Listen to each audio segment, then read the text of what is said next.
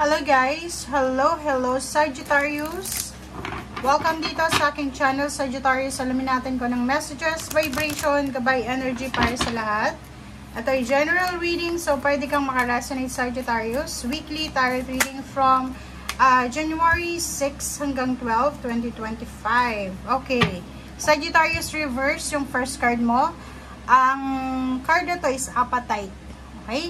Maganda to. Kasi dito sinasabi, pag nasa upright siya, sinasabi na siguro medyo kinukompare mo yung sarili mo. But in reverse position, nakikita ko sir dito na may Sagittarius dito na punong-puno ng understanding siya. 'Di ba? Naiintindihan niya.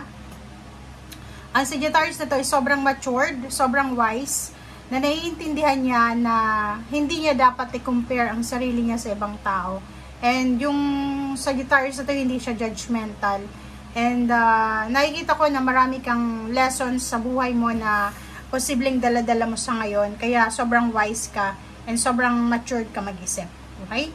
So maganda to. Maganda to kasi alam mo sa sarili mo na kahit small blessings ay blessing pa rin. Kahit small wins ay kailangan i-celebrate. Okay? So contented ka. Grateful ka sa kung anong meron ka sa ngayon.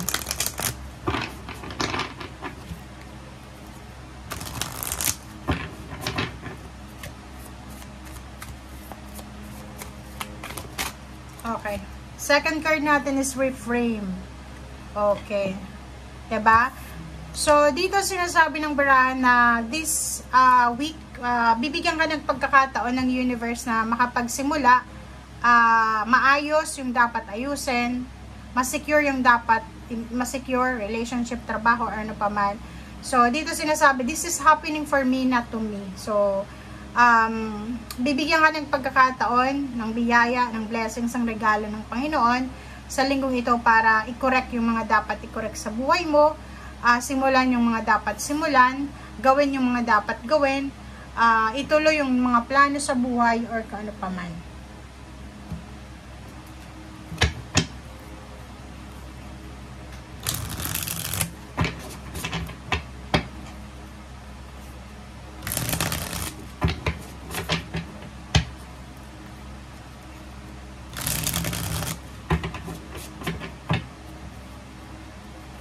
Okay.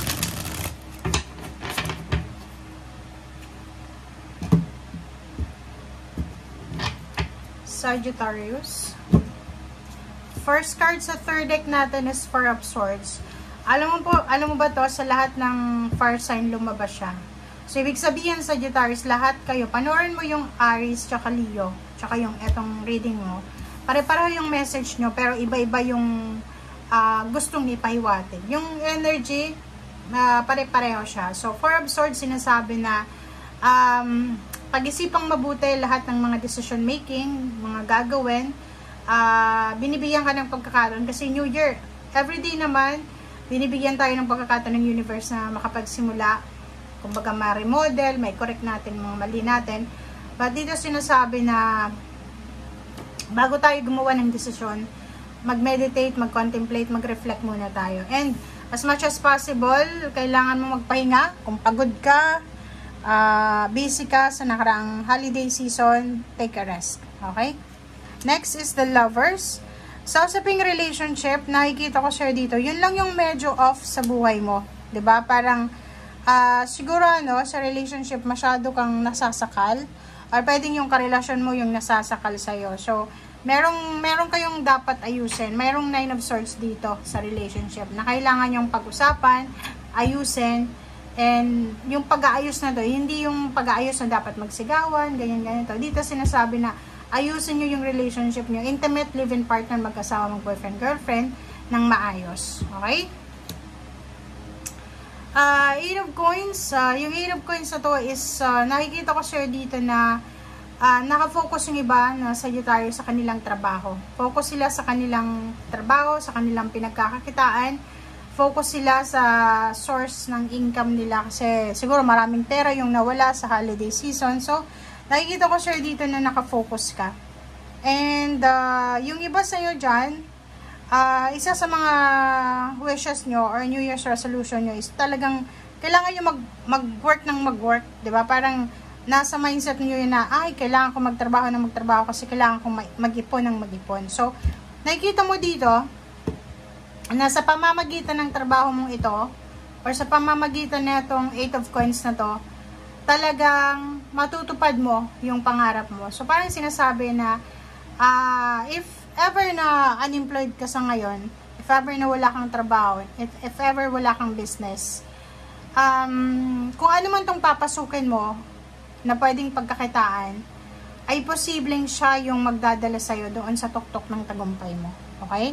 So, wag mong maliitin, wag mong ilimit yung sarili mo sa mga bagay-bagay kasi limitless yung blessings ng universe. Okay? 8 of Cups, nakikita natin merong mga relationship siguro na medyo kailangan mo nang mag-separate dahil yung isa ay posibleng pupunta ng ibang bansa o yung isa ay papasok sa ibang company. Okay? 10 of Coins, nakikita natin yung travel. Pwedeng ikaw at yung karelasyon mo or ikaw mismo or siya ay makakapag-desisyon na mag-travel abroad, mag-work abroad, or pwedeng lumipat ng ibang company dahil gusto niyang kumita ng mas malaki. Which is, sinasabi sir dito, makinig ka Sagittarius kung nasa Pilipinas ka pa lang, and gusto mong plano mo mang ibang bansa, swerte ka ngayong taong ito. Itong 8 of Cups is manifestation to ng movement, ng progress. Plus katabi niya yung 10 of Coins, sinasabi na sa travel na itong gagawin mo, or sa movement na ito, sa leap of faith na itong gagawin mo, dito ka magkakamal ng limpak-limpak na salapi. Ito yung 10 of Coins is magkakamal ka talaga ng maraming pera. Okay? Okay. Nakikita ko sure dito na posibleng meron kang hinihintay. Pwedeng naghihintay ka ng plano. Pwedeng mag-asawa to, mag-boyfriend, mag-girlfriend, mag-live-in partner. May plano kayo pero parang hindi pa ready yung plano. Or may plano kayo pero hindi pa siya talaga final decision. So, yung progress na to, it's a progress, it's a movement, okay? Pwedeng gusto nyong mangibang bansa together, or gusto nyong lumipat ng trabaho together, lumipat ng bahay, pero hindi pa final siya. So, kailangan nyo ng temperance dito. Kailangan nyo maghintay, okay? Huwag kayong masyadong excited, huwag kayong masyadong magmadali, kasi kakasimula pa lang ng taon eh.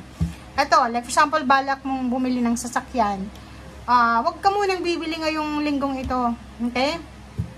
Maghintay ka. Temperance, maghintay, pag-ipunang mabuti.